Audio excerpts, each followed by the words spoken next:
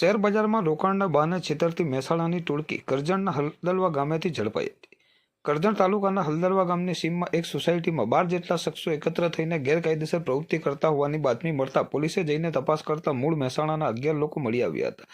તેમની પાસેથી લોકોના નામ નંબરોની યાદી, મોબાઈલ મળી આવ્યા હતા। પોલીસે કડકાઈ દાખવતા શખ્સો ભાંગી પડ્યા હતા અને તેઓ શેર બજારમાં રોકાણના નામે છેતરપિંડી કરતા હોવાનું વિગતવાર જણાવ્યું હતું। આખરે આ મામલે કરજણ પોલીસ મથકમાં ફરિયાદ નોંધવામાં આવી છે, જે બાદ પોલીસે વધુ તપાસ હાથ ધરી છે। કરજણ પોલીસ મથકમાં નોંધાયેલી ફરિયાદ અનુસાર પોલીસ સ્ટાફ સાંજના સમયે પેટ્રોલિંગમાં હતો, તે દરમિયાન સાસરોદ ચોકડી પાસે પહોંચતા પીએસઆઈ એસ.જે. રાઠવાને બાતમી મળી હતી કે હલદરવા ગામની સીમમાં આવેલ રોયલ વીકેન્ડ હોમ સોસાયટીમાં માણસો એકઠા થઈને ગેરકાયદેસર પ્રવૃત્તિ કરી રહ્યા છે, જેને પગલે પોલીસનો સ્ટાફ સ્થળ પર પહોંચ્યો હતો। પંચોને સાથે રાખીને ઘરના દરવાજો ખટખટાવવામાં આવ્યો હતો, જેમાં એક માણસે દરવાજો ખોલ્યો હતો। તેણે તેનું નામ મેહુલજી બકાજી રબારી હોવાનું જણાવ્યું હતું। બાદમાં મકાનમાં તપાસ કરતા 10 ઈસમો અન્ય મળી આવ્યા હતા।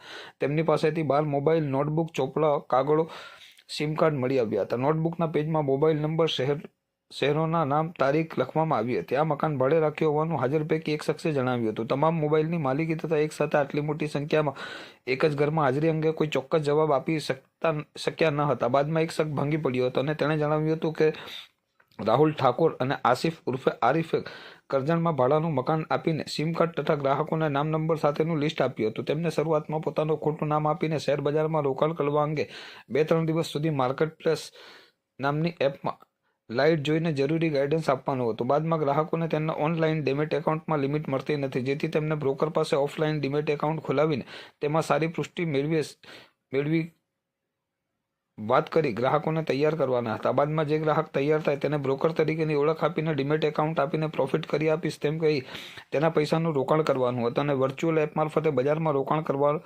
હતું। બાદમાં સ્ક્રીનશોટ લઈને લોગો ક્રોપ કરીને ગ્રાહકને મોકલીને તેનું નુકસાન થયું હોવાનું જણાવીને છેતરપિંડી કરવામાં આવતી હતી।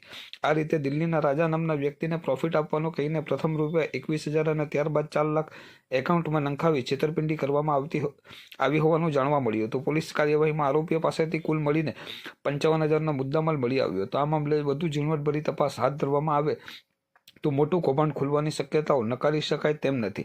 આ મામલે પોલીસે મેહુલ બકાજી ઠાકોર, દીપકજી સોમજી ઠાકોર, જુગાજી શૈલેષજી ઠાકોર, સેબાજી લાજી ઠાકોર, વિશાલજી રોલેશજી ઠાકોર, ત્રિશાલજી અનિજી ઠાકોર, પૃથ્વીજી કીર્તિજી ઠાકોર, ઉત્તમજી લાલજી ઠાકોર, ચેતનજી કસાજી ઠાકોર, મેહુલજી રાણાજી ઠાકોર, વિક્રમજી દશરથજી ઠાકોર, આશિકભાઈ ઉર્ફે આરિફ, રાહુલ રાઠોડ તમામ હાલ રહેવાસી રોયલ વીકેન્ડ હોમ હલદરવા કરજણનાઓની અટકાયત કરી વધુ કાયદાકીય તપાસ હાથ ધરી છે।